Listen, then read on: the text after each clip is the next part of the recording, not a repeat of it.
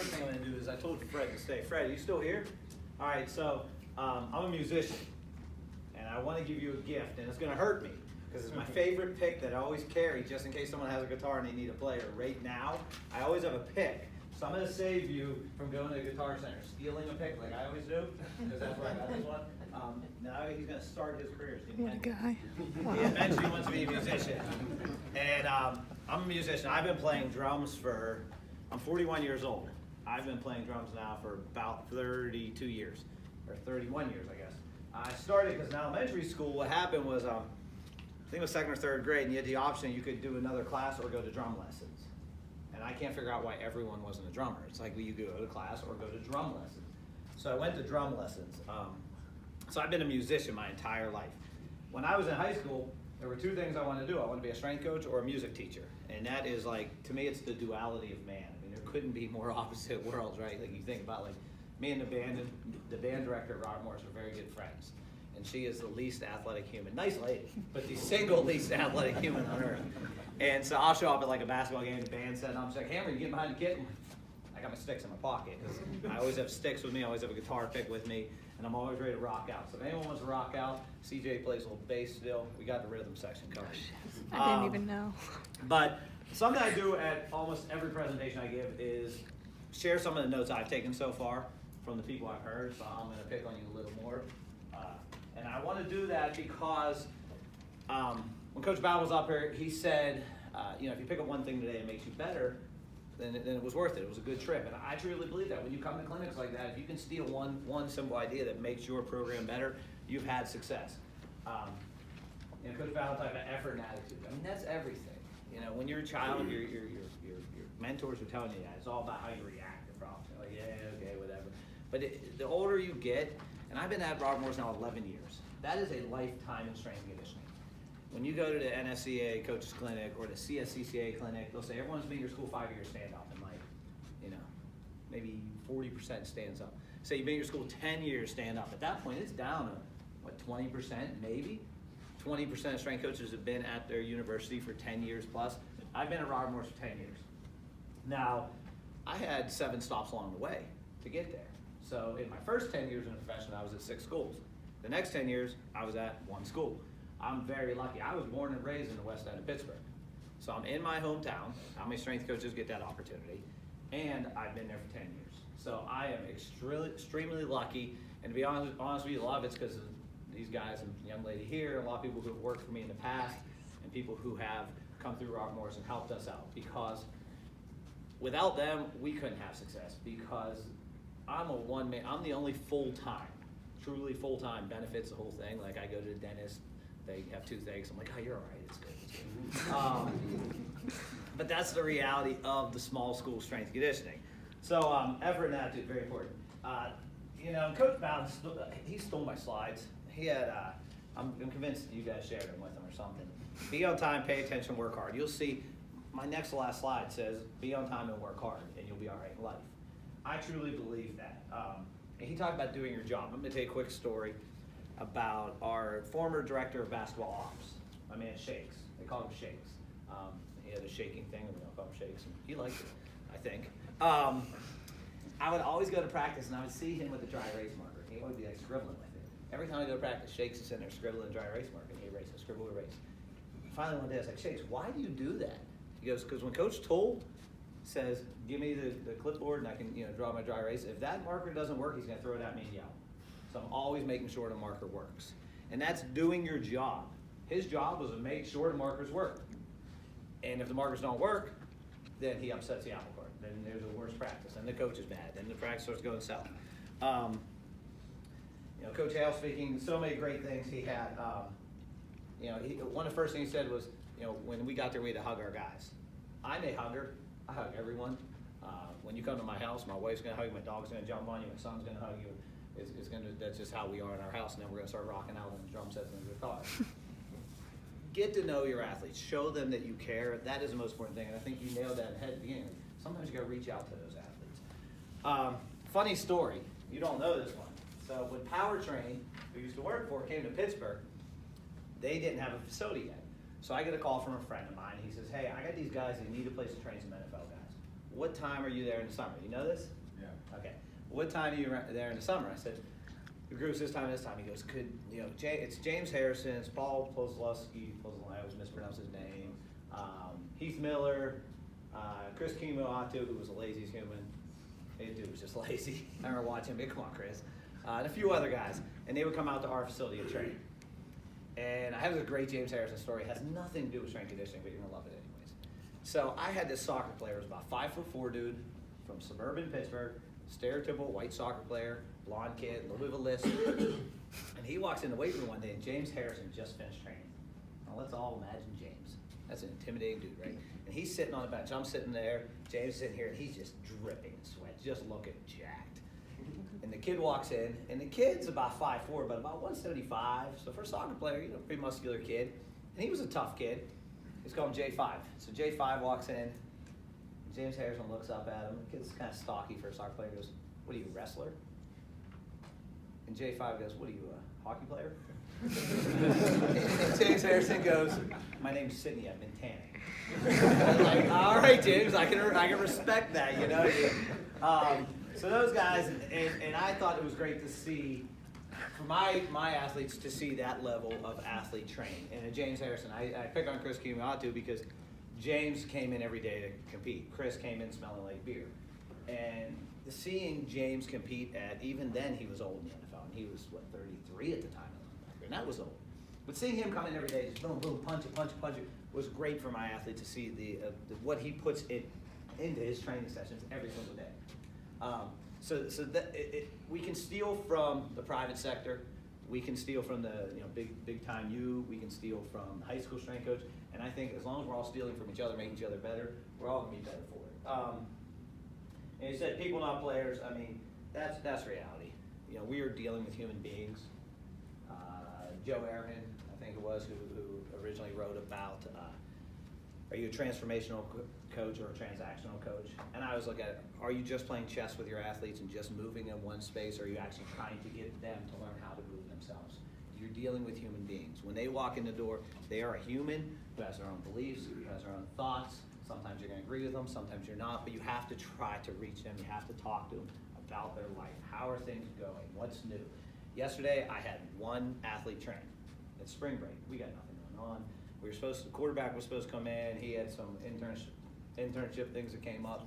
So the punter texted me, our punter, "Hey man, can we lift to 8? I'm like, "You got it, check." So me and our punter were in there at 8 a.m. yesterday. And half the time I was talking about the fact that his mother's been dealing with some illness. We talked about that. Now, we had a good training session, but Check is going to be a guy that I have for life. He's going to be a friend of mine for life. I would not be shocked if one day I'm sitting at Check's wedding having a drink with his parents, talking about the good old days. That to me is what it's really about. Now, I hope his punts go 1 yard longer this year, but you know what? I don't know, and I can't control that. I'm just going to try to make Check a little stronger every time he comes in. Last few notes I wanted to go over is, it's funny you talked about Philippians chart. And so this year, we had our conference, we had Brian Mann come on and speak. We don't know Brian Mann, the dude's a genius of strength conditioning. He's been a friend of mine since I started in this profession. My wife has edited a couple of his books. I've been very lucky. My wife is, on the side, she edits things, and she's edited for Jim Wendler, Louis Simmons. She worked for Dave Tate for 11 years.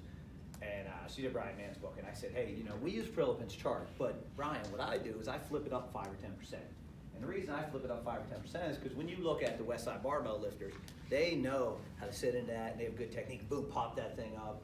And I said, you look at my athletes, you look at my women's soccer team, they don't know how to engage all those muscle fibers. They don't have a synchronization. They're just not as good at the lifts. And he's like, and that's why he said it in his Brian Mann hillbilly. Well, hell, Hammer, that's why you're getting it all wrong. I was like, oh boy, thanks, Brian, you're smarter than I am. And he actually talked about that, and he takes it down 5 or 10%.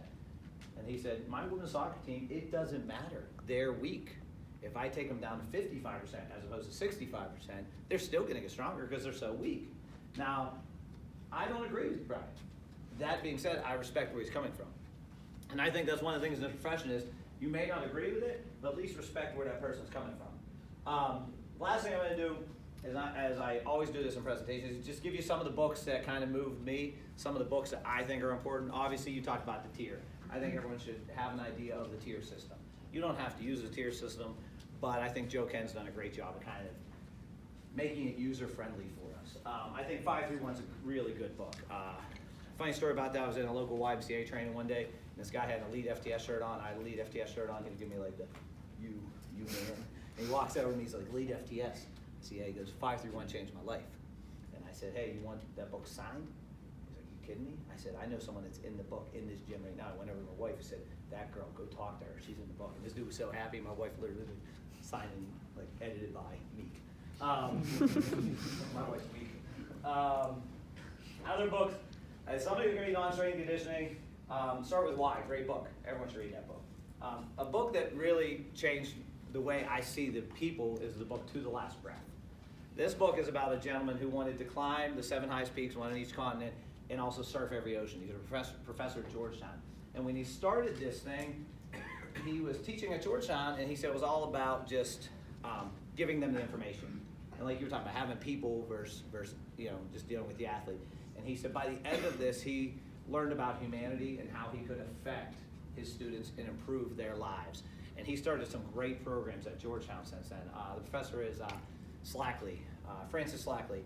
I've actually met with coffee with him when I was down in DC. My parents live in the area. But he's a guy that I have stolen a lot from. So To the Last Breath is a great book. What else I got here? I read fiction and nonfiction. One book that really affected me in life is The Jungle. If you've never read The Jungle, Upton Sinclair. It's about an immigrant family that comes to this country in the 1920s, works in the meatpacking industry in Chicago. And again, we want to get to know our athletes. We want to know what drives them. We need to know where they're coming from.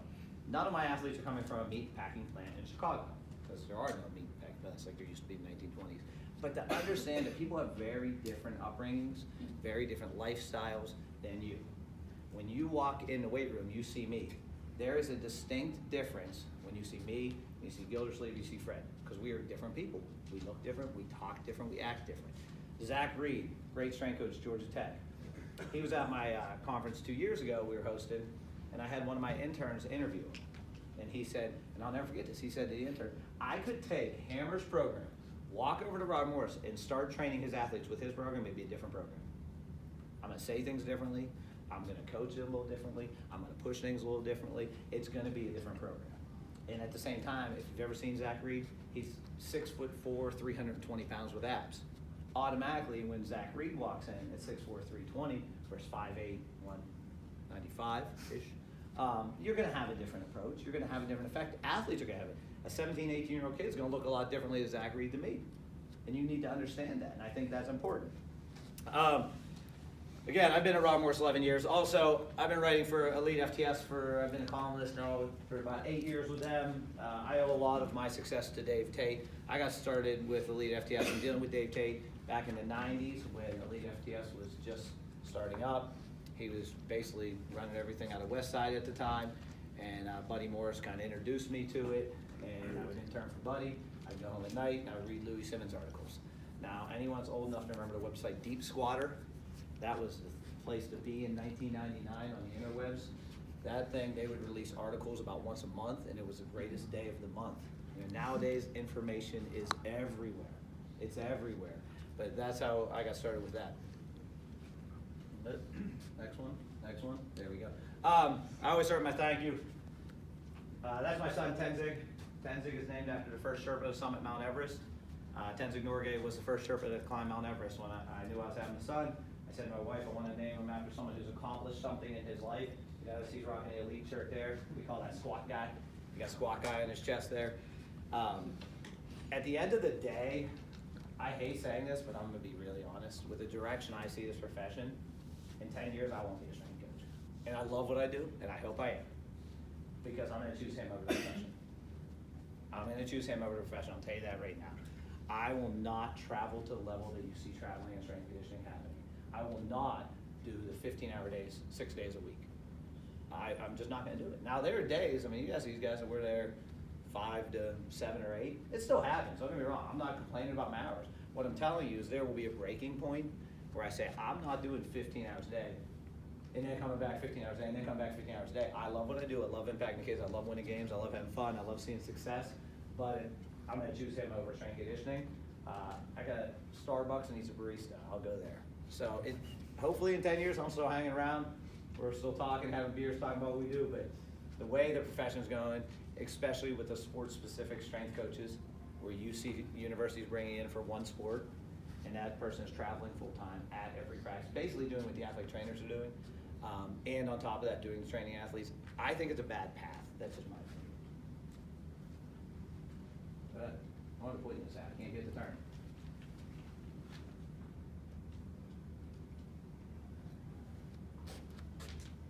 There we go.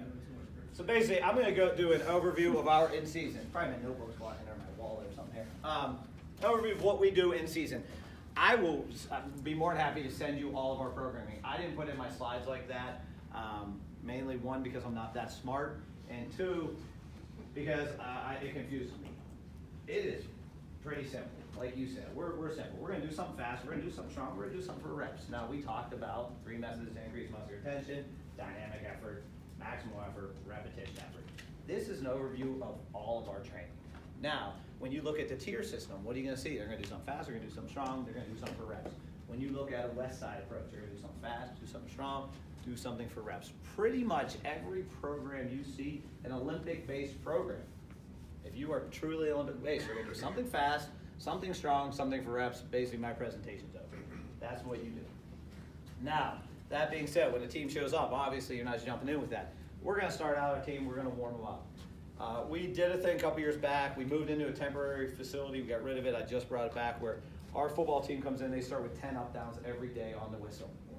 The reason we do that is I want them projecting their voices. I want them waking up. I want blood flow. I want to hear their voices. I want to hear them projecting. I want everyone to see everyone getting back up. I want to see a little life from them. So when we come in the room, the way we have it set up now, we basically have a lounge with some ping pong tables and TVs on the back side, and then they come through in their weight room. When I blow the whistle, we jog in, 10 up downs on the whistle, everyone counts it. From there, we'll go into our warm-up. Something I stole a lot from Eastern Michigan, and this goes back years. So I think Eastern Michigan's doing a great job, even as far back as Adam being there, about neck. We started measuring neck this year. That's how bad I am at my job. We just started measuring neck this year. Why weren't we doing this last 5 years? We know the stronger and bigger the neck, the better we are. The less chance we're going to have for a concussion. And I tell all parents who come through recruits, we measure neck because I don't ever want to say to you, your kid has another concussion. I don't ever want to say to you, your kid has a neck injury. So we will measure their neck, and I want their neck to grow. At that point, I always have mothers going like this to their sons. Is it big enough? I'm like, no, it's bigger. When it dealt bigger. So we come in, again, we hit our up-downs. We'll hit our basic warm-up. It's not rocket science. Fred said something great, about the facility. You have to consider your facility when you're programming. Most of our warm-ups are just a superset. We don't have hurdles. So we went to Home Depot, bought a bunch of PVC with little things and made some hurdles. They fall over all the time. The pieces fall out. I'm putting them back together. But when you can't afford hurdles, you can go to Home Depot. It costs a couple bucks. Buy some PVC, buy some elbows, whatever height hurdles you got, there you got it. And you want to make them shorter, get some PVC cutter, make it shorter. Change the height of your hurdle, that simple. So we'll do some hurdles, we'll do some squat to stand, we'll do some thoracic mobility, also we talked about it. Then we'll go into our neck. From there, basically, that's going to be what we're looking at. We're going to do some explosive. We will utilize Olympic lifts. We just got a new football coach this year. Our last football coach, we had a guy go train to Franco's down in Texas. And he said, this dude came back jacked for his pro day. This dude was jacked up. He was looking big. And he's like, Hammer, what are they doing? We need to find out what they're doing. Call that guy. I said, who's training? I was training with CJ. I said, all right, I know CJ. So I called him up. I said, can we do Skype? Sure. So we did a Skype. And CJ is an awesome dude. And I said, what do you guys do? He's like, we do something fast. And we got to do something heavy another day. And we do a lot of reps in a superset. And I was like, that sounds like what we do. But he was following mostly what I call West Side barbell protocol. We use Olympic lifts. I think Olympic lifts are good. I don't think they cure cancer. I don't think they're going to solve global warming, but I think they're good for getting the athlete more explosive. I came up under Buddy Morris. For my first 7 or 8 years, I would have told you you don't need Olympic lifts. I will still tell you you don't need them. I don't believe you need Olympic lifts. If you're not competent coaching them, don't put them in there. But the way I look at it is if we're doing a clean into a front squat, we're getting explosive vertically, right? And then that front squat's a great mobility drill, and it's a little icing on the cake, a little bit of a strength drill as well. And the weight's not going to be that heavy. but to me it's a great mobility drill. Mike Boyle a few years back wrote a thing about the death to the back squat. I like Mike, I disagree adamantly. Front squat's a great exercise. You wanna grow some wheels? Use your front squat. The back squat, you're gonna have more weight. You're not gonna have the same response with a 400-pound front squat as you are with a 600-pound back squat. We had one of our freshman linebackers, strong kid, comes in test day, boom, 405 bench. Pretty strong freshman. Squat, he kills 550. And someone turned up music so loud I couldn't hear anything. I'm like, side spotters. He's like, I want 6, Hammer. I want 6. And I'm thinking, man, we probably should go like 580, 585. But the kid's jumping up around like, put it on. I'm spotting. Let's do it. You know, sometimes you gotta roll. And the kid's screaming, 6, 6. I want 6. It wasn't 6, 6, 6. That would have got weird. 6. Yeah, I want it. I did it 3 times. It felt a little bad up here. Coach Bowden didn't hear that, did he? Jumped up down, I want it. So we put it on, and I get the back squat. These 2 guys have a side squat. We go down, and he gets about halfway up, and he starts stalling. And you know, you just know, this ain't happening. And when you get those heavier loads, you know when you got to watch a little tighter. So I grab him.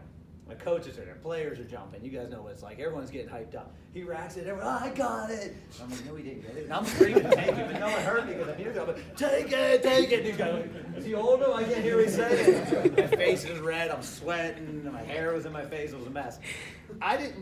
Everyone on the team left thinking the dude got the 600 squat. He did not. But like I said, front squats are awesome. You build strength on front squats, no question. There is something magical that happens when you back squat.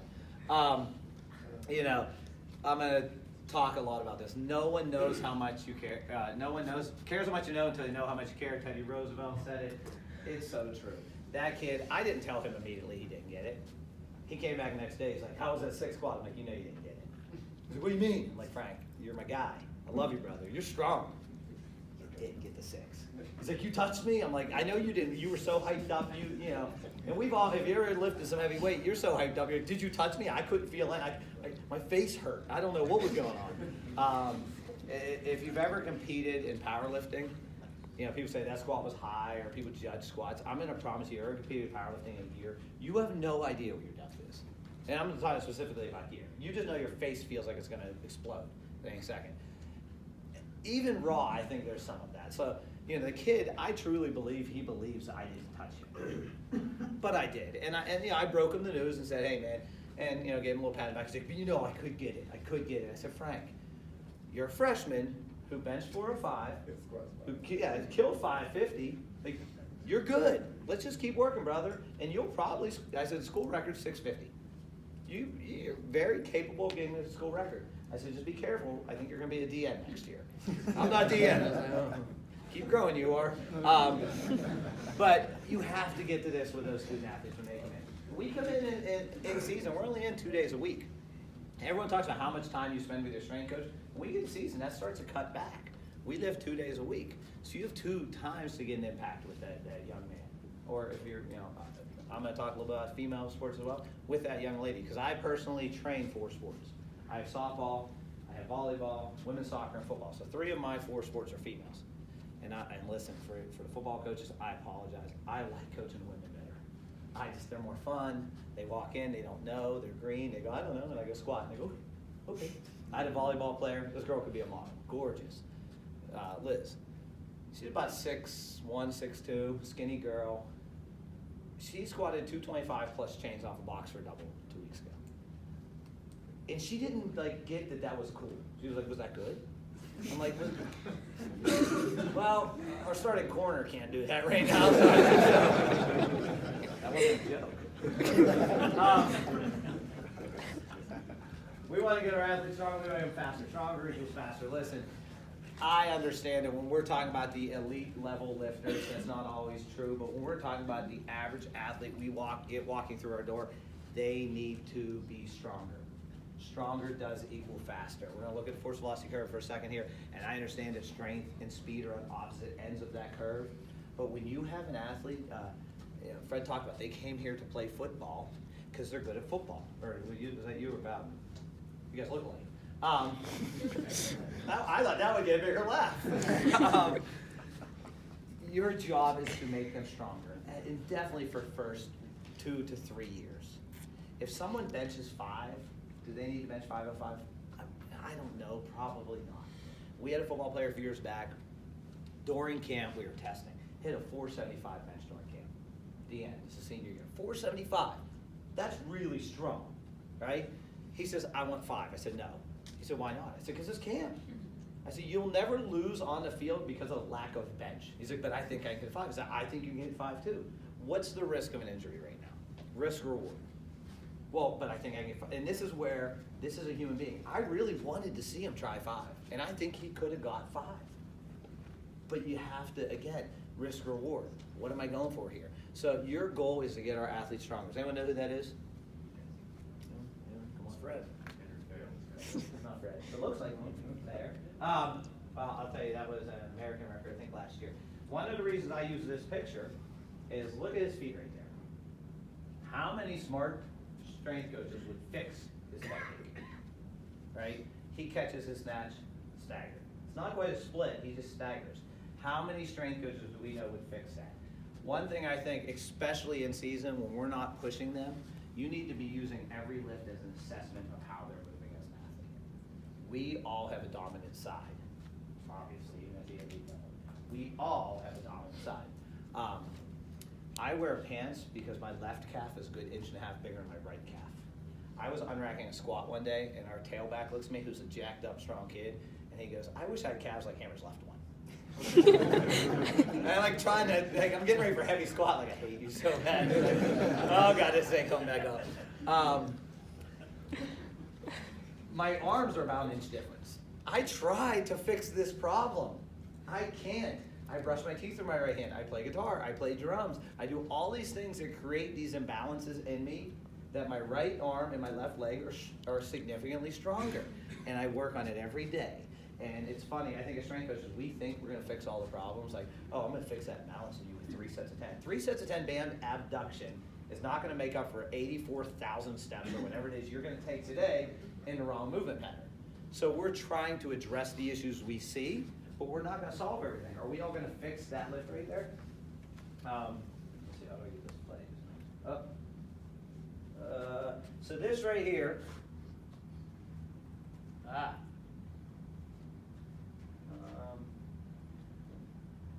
see, play.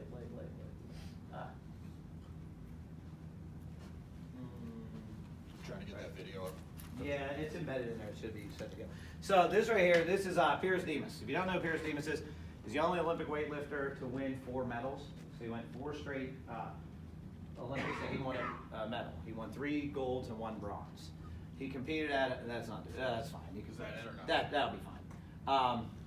The video I was going to show you, this was actually one for later. That one's fine as well. You want me to play now? Yeah, that's fine. So Demas, in that previous video, his front squat, he hits 440 for a double. On the second rep, flips it off his shoulders and pops up above his nose. Now this is Demas. I think this is in Atlanta. He's weighing at about 175 pounds, 400 some odd pounds. My favorite lifter of all time. He's also from Greece, which is my favorite country for the Olympics. But if you notice when you watch that, could you play that again? I talked about not fixing all the problems. Watch what happens on his jerk. I think it's very interesting. Watch where his hips go. So his clean's pretty clean. Not bad. See, it's saying not bad. But if you watch his hips, they come down.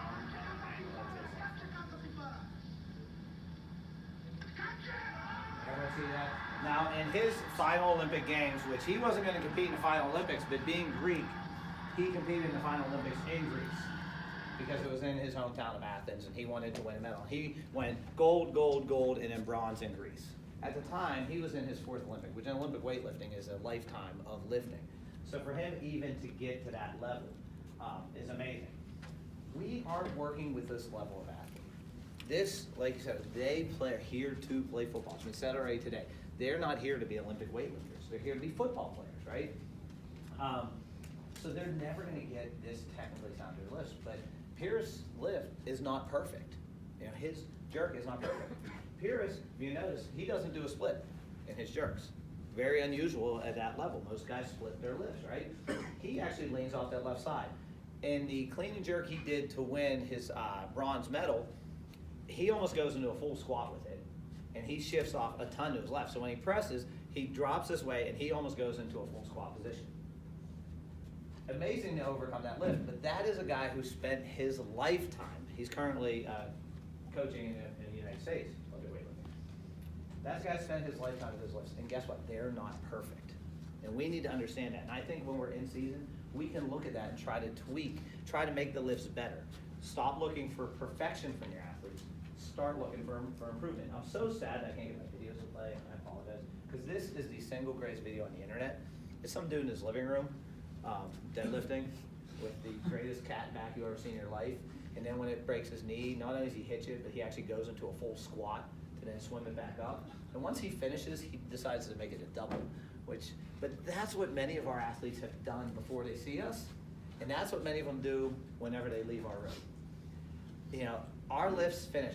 We lift at 7 and 4.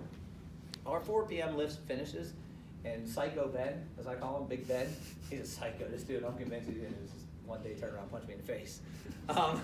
Psycho Ben will hang out and do curls for the next hour and a half, right?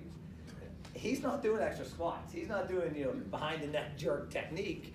He's doing extra curls. And that's what 90% of our athletes do. And I think we need to be realistic about who we're working with. We're working with the meathead kid in the YMCA quite often. Now, don't get me wrong. I have guys who have gone out and powerlifted. I had a young man that became a competitive Olympic weightlifter. At his second meet, took 37th in the country. At his second meet, dislocated his shoulder 4 times in the next training cycle when his career ended. Tough break for that kid, but very rarely do we have that much intent and focus on the bar. If you lift or compete in lifting, you know the amount of intent and focus that you have to put into the bar at each and every lift. Most of our athletes don't have that level of intensity and focus every single day. They may for their sport, but for the lifting, they're just coming in and saying, I want to look big, I want to look good, I want to bench 405, I want to squat 500. I've been very lucky, a lot of it because of my connections to Elite FTS and some other organizations, that I've been able to have some of the greatest lifters come in. We've had Donnie Thompson come in and go over body tempering with us. Donnie's been up 2 or 3 times. Casey Williams, who's one of my old training partners, a very good friend of mine, 8'10" raw squatter. When we'd be training at night in there, and he hit 675 for 5 in the squat, the guys would roll by and kind of peek in, what's going on in there, and then they would watch and they would learn. And one, you're building that relationship at the time, but also your athletes are starting to see what intent and focus needs to be. I have 2 great stories, and I have a lot of stories, so I do apologize if you don't like stories. I feel like, oh my God. You had graphs, I have stories. So he was squat one time. He had, like I said, I think it was 675 for 5, and we had 3 spotters. We had monolift, no straps, of course. Who needs that? So he's just standing there with 675 in his back. And we got a back spotter, we got a side spotter, and then I'm running the monolift and spotting the side, which you shouldn't do both. But there was only 4 of us that day. So he hits 3, 4, stands up 675, and 4 got a little squirrely. And I'm thinking, call for the rack, say rack, say rack, say rack. And I see him start to descend. I was like, this is not ending well. And then he starts coming back up. And he goes, ah! And he goes flying forward, and the bar goes flying down. I remember watching, how the world slows down my foot. And thinking, well, it's nice knowing you. And he caught the edge of the monolift and just rolled away. I'm like, still a foot. So when you see that kind of focus, that someone would come in and try for that 5th, which he never should have tried for the 5th. But because of the focus he had up here, he tried for that 5th. It wasn't a good idea, but that's what it took. One other story I got to tell about him was it was close to 700 for 5 on the dead one day. And we used to bring my pack and play and just put it in the corner of the weight room, set my son in there. And there's a reason why Hatebreed's my son's favorite band at 4 years old. You've heard it enough. He told me yesterday leaving daycare, the teachers don't like when I sing Destroy Everything. They need to get tougher at daycare. But, so, this is after I read The Cat in the Hat to the class. So he's in there deadlifting, and he gets, whatever it was, I think it was around 704, goes for 5, and he gets stuck here, and he drops it. And he just walks away, and all the training partners are like, good effort. He keeps walking. My wife and my kid are here. And excuse my language, I never swear when I present, but I'm going to sneak one in here. This was a quote. He goes, I shit myself. But when you see an athlete willing to push themselves to that level, I think it's great for athletes to see that. And so you bring them in, and they see that, and they're like, oh, okay, I get it. And I know this about in-season, but still, they need to learn that mental focus of what we're talking about. Again, I talked about stronger and faster. This was Demas at his last Olympics. That's his vertical jump when he just popped up in celebration. That's a pretty good vertical jump for a dude that's, he's about 5'8", about 175 pounds. And that's not his vertical jump, that's just him popping up. If you get faster, and I don't care if you use Olympic lifts, kettlebells, power lifts, whatever it is, I will tell you, and I'm going to go into it in a graph here, why I use all of the above and why I think they're all important. But if you get your athlete stronger and leaner, this is what happens. I've been lucky enough to be friends with Jim Wendler for a long time, and I remember one time he said this to me, and there's a lot of truth to this. I'm not saying it's 100% true, but he said, if I was a college strength coach, man, I'd just run them on stairs. I'd run them on stairs, get them more explosive, get them pick their knees up. That's pretty much it, Hammer. Get them a little leaner. He goes, all that technique crap you guys do, you're not fixing it. And there is some truth to that. I'm not saying don't do technique work. I'm not on running and all that. What I am saying is, when you bring these athletes in and you have 2-3 hours with them, or is your time going to be better spent getting them a little leaner or sitting there going 90-90, hip to lip for 2 hours? Which is going to be more effective? How many times have we seen, so in season, I get my freshmen come in, maybe we FMS them. We used to do it. I don't run through the full functional movement screen anymore. And I get a kid with a poor score. Does that mean I don't train him? What does that mean I do with that young man? Well, I have to train him. I can't say I'm going to spend a year working on hurdle step overs because we can't do hurdle step. We're getting strong now. No, like you got to get hard into back, right? Because there are people, like you said, you said, hey, this guy can squat 600. I thought about my man Frank, but can't do a single leg squat. Mike Boyle, I really respect Mike Boyle. It sounds like I'm disagreeing with him a lot. But Mike Boyle showed a video at the CSCCA a few years back. A kid, single leg, deadlift, 315. Like, that's a pretty strong kid. That's pretty impressive, right? I'd tear my hamstring off. And he says, kid, what's your best deadlift? The kid says 585. He goes, well, see, there you go. Single leg deadlift's better, because that's really a 630 deadlift. And I did, but I was like, no, it's not, Mike. I'm sorry, I disagree with you. You still have 2 hands on the bar. You still have 2 spinal erectors. You still have 2 lats. Your opposing glute's still doing something to help stabilize. It's not truly, we're not cutting the body in half. So when you do a single leg deadlift with 315, that's not the same as pulling 630. They're very different movements. Your grip might not be able to hold 630. There's a lot of things, your traps might not be able to stabilize it. So our goal is to get our athletes stronger. Our goal is to get our athletes faster. Force velocity curve, if you haven't looked at it, science practice, strength training. To me, that's the Bible of strength and conditioning. Super Training is a wonderful book. Science of Sport Training, wonderful book. But to me, if you want to have the basics of strength and conditioning, science and practice of strength training, you can go over this and do it very well. Here's our goal, is to increase this area here. Now, I have a group in season. I'm not going to be training them with a lot of maximal effort training.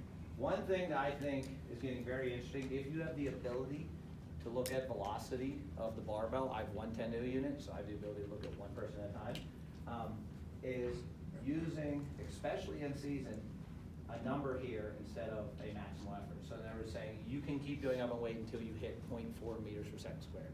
Because at 0.3, things go bad. So if you've ever used a tendo or any type of velocity, I use 10 unit or whatever, when you see an athlete hit 0.3 on any of the classic power lifts, they're either going to miss or they're going to get really ugly rep on the next rep. There are some outliers, but pretty much 0.3 is where you're getting 0.3 meters per second squared. So I think one of the things you're doing in season is cutting them off around that 0.4 point. So you say to an athlete, all right, we're hitting 5s. You hit 5s and 10 units on, you went 0.5, 0.5, 0.5, 0.48, 0.44, you got another setting. Okay, next set's 0.44. And then once you start hitting those consistent 4s, that's our cutoff point. So we're not hitting that true max effort, but we're still getting that heavy load. 0.4 is going to put you 85% of your max. So you're still getting into that maximal strength. Now on the other end, now in weight room speed, this gets a little funky. We're talking about plyometrics. I'm talking about weight room speed. We're looking at speeds down here around 1.6, we'll say. If we were talking about jumping plyometrics, that's a whole other level. But I'm talking about maybe a snatch or an explosive lift. The reason that with all of our sports, we use all the Olympic, the kettlebells, the power lifts as speed and explosive movements is because to me, here's my heavy deadlift, here's my heavy squat, here's my heavy bench. You know, here is, I'd say right about here is my speed squat, my speed bench. And then I start getting down here, that's where I'm now getting my snatches, my cleans. The difference between these lifts is that well, if you look at an Olympic lift, it can't be done non-explosively. It can't be done in an unexplosive movement. The movement can't be done unexplosively. So if I take a clean, and if I'm just coming, I only come from the hang position. I think, especially if you're gonna use the deadlift as the deadlift, don't have your athletes pull from the floor because they're two very different movement patterns in my opinion. Unless you're gonna teach a deadlift like it's set up for a clean. Because they're just two, one the shoulder's gonna be front bar, one shoulder's behind the bar. So I think you just start to confuse the athlete. But I basically will have our athletes come from the hang position, from either hang or even sometimes a high hang. The reason we do that is because then the entire lift is make or break in a 1/10 of a second. Boom, that first movement, right? Whereas a box squat, a traditional squat, a bench, any other explosive movement, that first movement, that first 1/10 is important, but they're still gonna be finishing the rep. There's still gonna be some more deceleration phase. And this is why for our athletes. Now in season, what I'm gonna change is we're not gonna catch anything in season. I'll give some athletes a little freedom if they feel good, that, hey man, I wanna catch my cleans. Like I'll have athletes who train with Olympic weightlifters or with Olympic weightlifting coaches before they joined us. I'm like, that's cool, you wanna catch your cleans. We do snatch, we snatch, I like the snatch, I think it's a good lift, and I think it's a little easier to teach them to clean. I'll allow them to catch in season, but pretty much elbows, shoulders, wrists are beat up in season. I see no reason to have our athletes getting here in season. What I will do with our athletes is have them do pulls and have them do high pulls. Still getting an explosive thing, portion of the lift. They're not getting absorption, they're not getting the squats out of it, but they're still getting explosive. In season, if we front squat, I'll let them go ahead cross our arms if it's comfortable, especially in season. Because you get linemen, they hurt. Football's a violent sport. Your wrists are gonna hurt during season. So to me, why have them catch? Even in season, I'll throw straps on for their pulls if they're comfortable with them, because of the fact that their hands are beat up. Yeah, good. Do you get rid of the front squat then? I will get rid of it, but I'll allow them to go whatever grip they're comfortable with. Because some athletes are good, and they'll come in, boom, boom, boom, okay, cool. But I'll say if you want to cross them, that's fine. I have athletes that go hands free if they're comfortable. I sometimes front squat hands free just because I'm getting old now, and that can sometimes get to me, and I'm like, oh, I'm just like, now I'm finished my set. So I'll let them choose. I also believe, especially with that in season, it's important to allow them a little freedom. How do you feel? Again, back to that, hey, how things going? You feel good, you feel strong, you feel weak, you feel fast, you feel slow. And you can do all the testing you want to see if they're prepared, the preparedness. I think one of the downfalls we're having right now as an industry is we're so worried about everyone's preparedness. And the reality is there is no perfect. And my other concern is that, and I don't want to sound like a meathead, but if we're always, you're not prepared today, so we're gonna back it off. Well, what about game day if you're not prepared? Like I think part of that's a little bit of little mental fortitude, just like a little toughness. And I don't want to sound like an old school, like, toughness. Because I'm not saying hurt your athlete and overtrain your athlete, but I do think there's a little something to be said for, I don't feel good today. How did you feel yesterday in your workout? Not very good. He was in New Orleans last week. He did some sinful things like that. So he probably didn't feel as good training yesterday as I did. I feel great. I was laughing at him the whole time. I was going through like, how you feeling, CJ? Not too good. I was like, I didn't miss a training session all week. You did. So his preparedness was not on point. You just got called out. But that's part of the art of coaching. Something Buddy Morris says, what screens do you use? I talk to my athletes, I watch my athletes. And I think that's very important, especially when you're looking at a seasoned athlete. Something else we change in relation to, again, the force velocity curve is that with football, we don't have the ability at Robert Morris. We're a small 1AA school to keep all of our athletes all summer. So I don't necessarily know what everyone does. So I box squat the crap out of our guys until our bye week. If anyone's ever spent time significantly box squatting versus back squatting, you're not going to get a sore from a box squat. It breaks the eccentric concentric chain for you. Amortization phase is not happening. You're not getting a reversal. So I'll have them come back with box squats. Then I'll tend to, around bye week, go and hit back squats again, just traditional back squats. By the way, is anyone know J.L. Holdsworth here? Do me a favor and say back squat to him one time. It's a lot of fun. You'll get a good answer. Expletives. Every time I say back squat, I think of JL, but I want to be clear, front, back, box. So we'll box squat them so that we can remove the soreness. A few years ago, I'm going to quote Buddy again. Buddy said, we don't squat during camp. And I was like, well, is that right? Should we squat during camp? Is squatting right during camp? Two things. One, he's in the NFL. You're dealing with a much older athlete, a very different athlete, and also a athlete who's gone through a lot of training in his life. It reminds me of the Troy Polamalu thing. Everyone remembers Troy Polamalu with the Steelers. His last few years, there was a big thing in the NFL about how he didn't train traditional weights. He did all this crazy stuff, and everyone's like, oh, maybe you need to train like Troy Polamalu. Yes, but you know what Troy did at USC? He got really strong. And Troy's now 32 years old, can bench 405 and squat 550. Well, yeah, I'd probably, be trained slightly differently if I was Troy as well. What you're doing when you're a freshman in college is not what you're going to be doing your fourth, fifth, sixth year in the NFL. And I'm not saying Troy still shouldn't be getting strong. What I'm saying is it's a different animal and a different beast. So Buddy may say, we don't squat. We still squat, we box squat. During camp, when they're on their feet, they're playing football, that should be their goal. I still want them squatting. I still want them getting in that position. If for no other reason, then we're still going to use that lift next year, and I don't want to have to reteach it and spend all of January teaching it. So we're still going to squat them and then go to our box squats once we hit season. Now, I touched on this a little bit. As we go through season, nothing is going to be perfect. I always hear this phrase, which I loathe. Don't load dysfunction. I don't know what that means, and it bothers me. It kind of insults me. And it takes a lot to insult me. Because what is function? Is 21 on a functional movement screen function? I don't know. I can't tell you what function is. And none of us can look inside your body and tell you what's happening. Everyone likes to talk about the psoas, right? Has anyone ever seen it? Like literally seen the muscle? Because I haven't cut anyone apart today to look at it. It's pretty deep in there. That guy's buried in there. Does the psoas function properly? Well, let me see. I can tell 100% by you doing this. Oh yeah, your psoas is off. If anyone has never seen Daniel McKim's videos, they're hilarious. There was one about 6 months ago where he always puts his video on Twitter and Facebook and everything, and he has the functional movement screen coach as the coach and does everything. He's like, that guy? Oh, you were in a car accident. Oh, that was a boat crash. And it's like you see this nowadays where I'm like, oh, that guy, his rectus femoris isn't firing properly. It's like, that's a guess, isn't it? I respect you for your knowledge, but that is an educated guess. I will allow Eric Cressy to tell you that because he can look, and I've trained with Eric a few times. You know Eric Cressy, he knows his stuff inside out. And he'll say, Hamer, put your hand here. He's like, see how your rhomboid did? And I'm like, is that here? Here? Like, he knows that stuff inside out. I'll be honest with you, most of us strength coaches are pretty smart with our anatomy. But if you see an athlete that does this, well, okay, he's probably a little tight here. Let's try to teach him to get into this position here. Is that a lat tightness? Is that a pec minor? We're not always sure. We're making guesses. What I know is the movement's a little off, and I need to clean it up. So what is perfect function? We don't know. What is a corrective? Everything's a corrective. Training the athlete's a corrective. I used functional movement screens for this reason a few years back. We did every football player in functional movement screen, and then I put the data aside until after spring ball. And then I re-ran the functional movement screen, and on average, we went up on everything except one.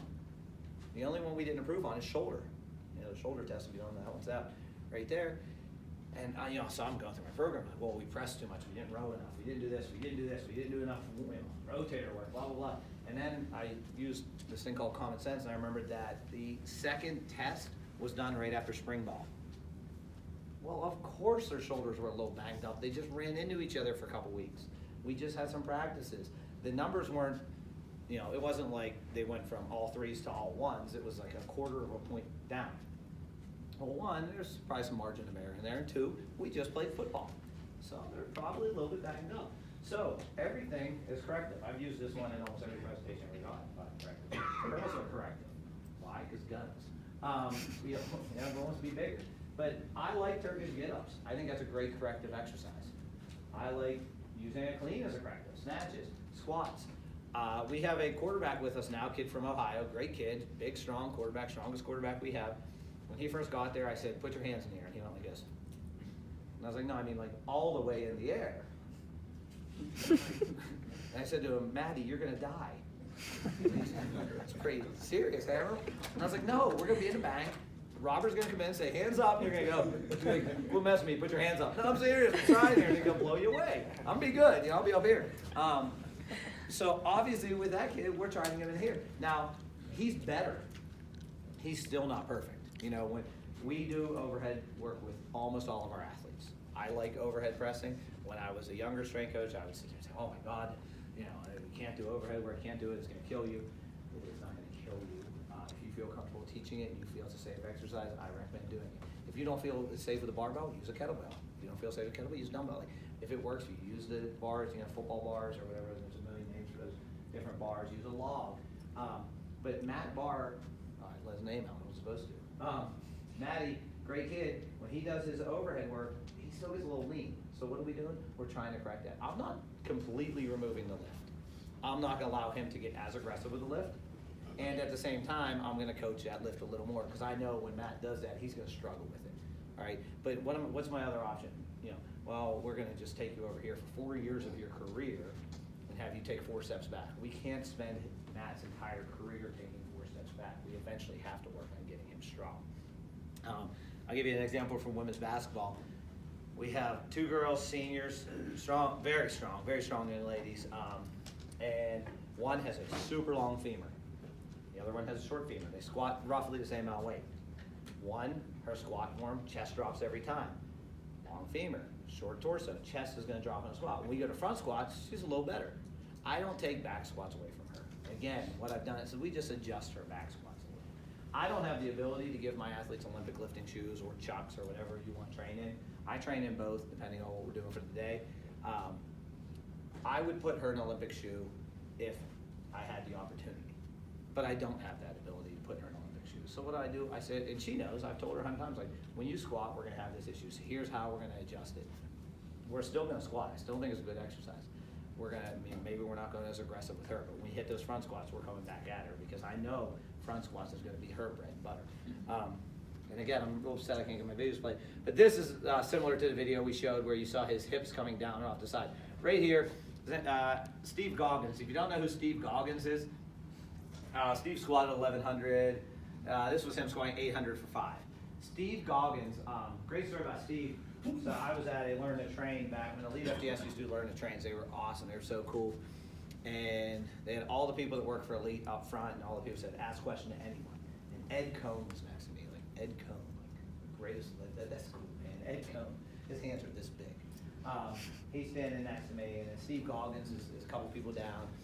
And someone said, Dave, we want to hear about how people overcome injuries. And Dave Tate says, okay, we're going to talk to some of the older guys. Like, Ed, tell us about your injuries. And Ed's like, well, I tore this pec 9 times. This hip's been replaced twice. This knee's been replaced. I have a bionic shoulder, da-da-da. And he goes through a week and a half injuries.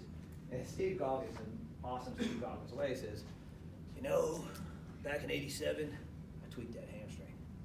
I was out for at least a week. The dude's like 50-something, and he's still pulling 800.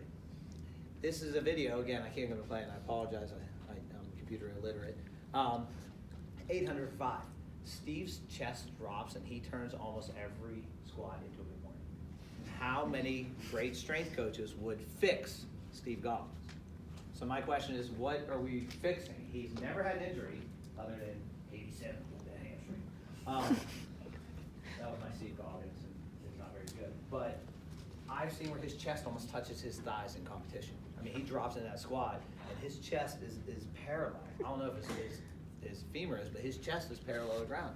So what are we really fixing if he's never had an injury and he's been at the highest level and probably one of the top 5 lifters of all time with no injury? So what are we fixing? We have to learn this. We don't know. We don't know. So when that athlete comes in to train and you have that freshman, again, walking in the door first time, in season, he's going to be playing. Are you going to take him back 3 steps to every little functional move screen? Or are you going to say, we're going to see the young man squat? I once heard Leo Totten say, name a lift, show a lift, let the athlete perform the lift. And I love that. He was like, with a clean. Everyone thinks a clean is the hardest lift. Okay, this is a clean. Okay, now you do it. I deal with freshman football players that come in and say, I know lifting. I got this. Like, all right, we're going to get you set up in this position here. We're going to teach the hinge. We're just going to get you doing. Can you do this? I know how to clean. I cleaned in high school. Okay. Now, listen, for the high school coaches here, I give you all the credit in the world. You're doing 5 jobs. Sometimes I get guys come in and, man, they're snapping. Some dudes coming in and I'm like, what's going on? You getting ready to do your lift here, big guy? Your arms aren't even straight yet. it's hit or miss on what we're getting. But I will always say when a guy comes in like, I got this, I'm like, all right, do it, brother. Let's see it. And sometimes on a 0 to 10 scale, I'm getting a 7. I can work with that 7. Sometimes I'm getting a 2.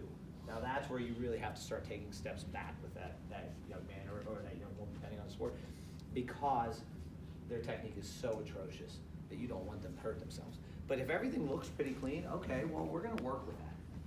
Because here's the other reality. We are stress adders. One of the other big, hip things to say in training conditioning, we're stress managers. Okay, fair enough. We should be managing stress, but we are stress adders. That's what we do. We're trying to get them to strain their bodies to improve their performance. We're trying to get them to get stronger, more explosive, leaner. So we're adding stress. So there's an inherent risk in every single thing we do. There is risk when someone takes a barbell and puts it over their head. Blood pressure goes through the roof. We're doing an eccentric way. Does anyone heard of MASS program or MASS 2? We're doing MASS 2 right now. It's stupid. You squat every day and it's like 29 million minute eccentric followed by sets of 50 or something. And we finished squatting one day and like all the blood vessels across my pec from squatting were just blasted. And I came up from training, I was trying to CJ and just purple everywhere. And that's pretty healthy.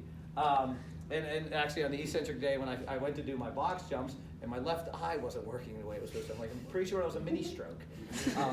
This is stressors that I'm adding to myself. Cody works for GNC here, who works for me, and he always brings me 8 bangs into every lift. Here, bangs good for you before you lift. I'm like, okay, yeah, that sounds great. That's adding stress to the body. How many football players have you had that show up every day, and what are you doing? They got that pre-work shake. What are you doing? Gotta have a pre-work shake. I'm like, it's a deload. Yep, I'm ready. I'm shaking their bottle. I'm like, bro, it's a deload. It's in-season deload day. Like, what do you need a pre-work for? I have athletes who are addicted to that crap. And I talk to them like, please, cut back a little. Like, I'm not telling you don't take it. I'm telling you, save it for that day you know we're bringing it. We use Team Builder. Team Builder sponsoring today. I love this about Team Builder. They send an email at 4 in the morning to every athlete at our school with their training session for the day. So they can see it. So they know if you lift at 5 p.m., at 4 a.m. you got an email. So when you wake up, boom, you have it on your app, you have an email, so you know exactly what's coming. So when little Johnny comes in fired up, with, I took 4 scoops today. I'm like, we have 3 doubles and 70%. Like, you need 4 scoops or 3 doubles in season. It's not necessary. And we have too many of those athletes still, relying on that. And if you ever want to get an athlete, and this is completely un-PC, Steve Puccinelli's rant on YouTube about pre-work. You watched that before? Stevie P. Watch it before you show it to anyone because there may be some offensive language. But it basically breaks down that you just need rest and desire. Coach talked about it at the beginning. You need to get rest. You need to get your rest. You need to come in with some desire as well. This is a quote I often use. He who has any why to live can bear almost any how. This is my why right here. This young lady right here, Artemis Spanu, she played women's basketball for us. She is now playing in Greece. I actually got a text literally as I was walking in here, and it said, "Kill it, Hamer." Today she's playing in Spain. She makes more money than I do, has an Adidas contract, and she, after her second year of pro ball, she led the nation in rebounds her junior year, second all time in the history of Division I basketball, consecutive double-doubles. She, not average, she got a double-double for over 2 straight seasons in every single game we played. Not average, got a double-double in over 2 straight seasons. The only girl that beat her was on her team when she played in Turkey, who got a double-double in every single game she played in college basketball. She was on USA Today one day when they showed the discrepancy from the girl from Oklahoma State who was first to Artemis. Right here, Carvel Anderson. This kid was homeless in high school. That's us beating Kentucky in the first round of NIT at home. We played Kentucky at home 5 years ago. The reason we played them at home is their gym was being used for the NCAA tournament that they thought they would be in.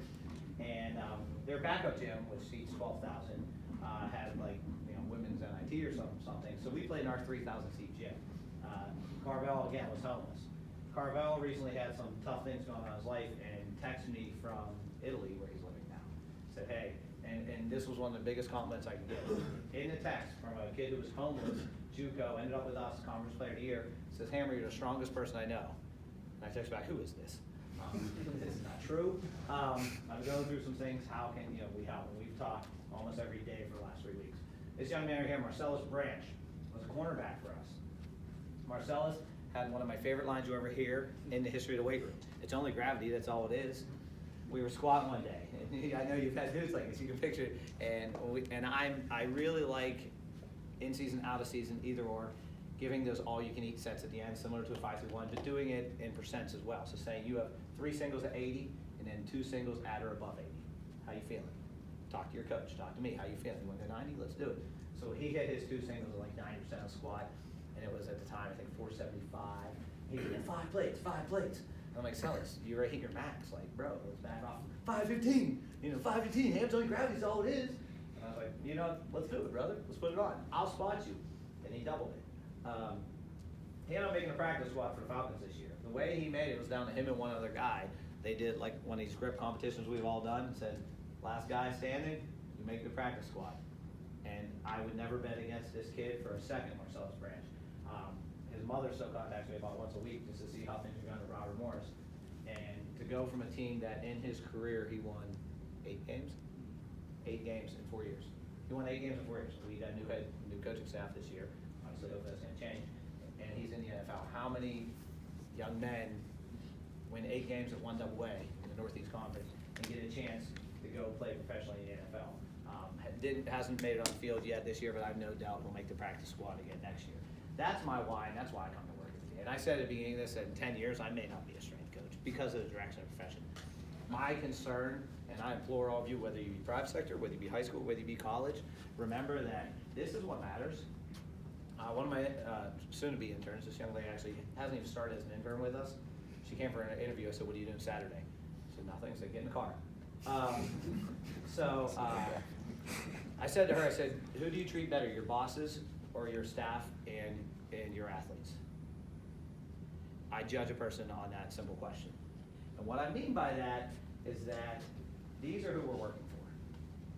I would rather upset my bosses and do what's right by them than upset them and do what's right by my bosses. And as a profession, that's not a popular or probably a good thing to say. But at the end of the day, they're the reason we're in here every day. We are trying to make them better people. And one of the things I'll hang my hat on, I got beat up by a friend of yours for saying, I take pride, and you know what I'm talking about. I got beat up for saying, I take pride in how many weddings I've gone to in the last 10 years. I've been invited to over 47 weddings of Robert Morris student athletes.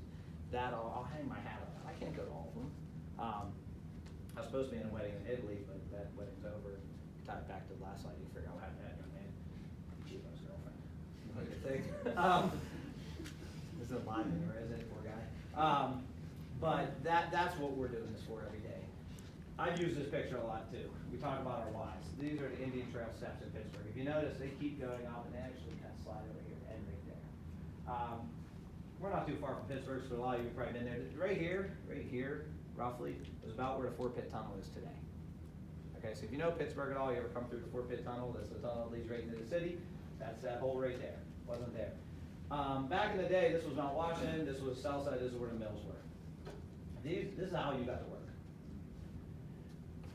My mother-in-law had hip replacement 2 weeks ago. My wife had to drive across town every day, go to a rehab facility, get her food, help out grandma while she was coming back from hip replacement surgery. And on Friday, and listen, you just got married, you're gonna be married soon. Don't beat me, because it's Friday night, my wife gets home from helping out. She's like, I've had the worst week. I've run around so much, and I say, you really didn't do that much. And what I meant was not, didn't go well for me that night. What I meant was, in the grand scheme of the world, it's 6 o'clock on a Friday night and we got everything done. Like, I just made dinner, life's good, let's have a good night. Son wants to watch Wreck-It Ralph. Things are gonna be pretty good tonight, That's not the way she perceived it. But I think this is about knowing your why with these young men, young women. Oh, actually, they're saying the steps on here, see it that way. But people would do this all the time, go to work 12 hours a day. This is why I think The Jungle was such a great book, because understanding that these people have a why, because their family is better. We're spoiled. What do? We take athletes who are motivated to be better athletes and try to make them better. How hard really is it? Is it really that hard, as opposed to walking up these steps with your lunch pail every day to go work in a factory for 12 hours?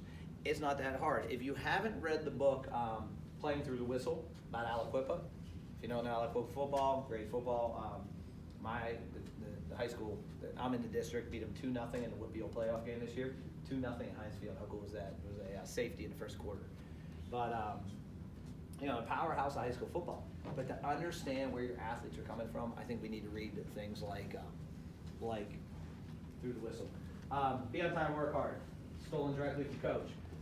Every job in the world requires these two things. And I tell every athlete, when we come in, we are on time. We show up, we are on time. We are prepared. And then work hard is the second one. I don't care what you do, if you can't do these two things, you're eventually going to fail, you're going to break down. I tell every recruit this, I tell every parent this, I tell every athlete this. So when they come roll through the door, be on time. And listen, at 18 years old, what is on time? I can roll in a minute before. I am not a coach that says be 10 minutes early, be 5 minutes early. If you can show up 2 minutes early, good for you. Because if you show up 2 minutes early every day, it's going to catch you. There's going to be a light you miss, there's going to be an accident, there's going to be something that happens that if you're every single day 2 minutes early, something's going to get in your way one day and you're going to be late. So I'll just I'll give you enough rope to take care of it yourself. Now, I would think that the 10-minute early is probably a good rule of thumb. But the one thing I truly believe we shouldn't do is waste our athletes' time. So when you say 10 minutes early, then you have them sit there for 10 minutes and stare at a wall. I think that's wasting their time, and I think it's setting a bad mindset with those young men or those young ladies.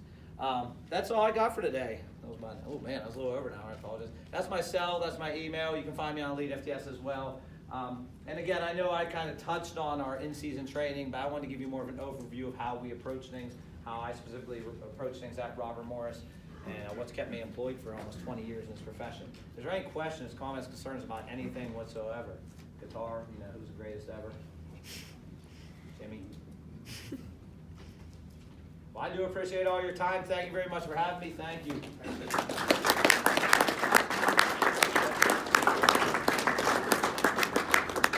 All right, let's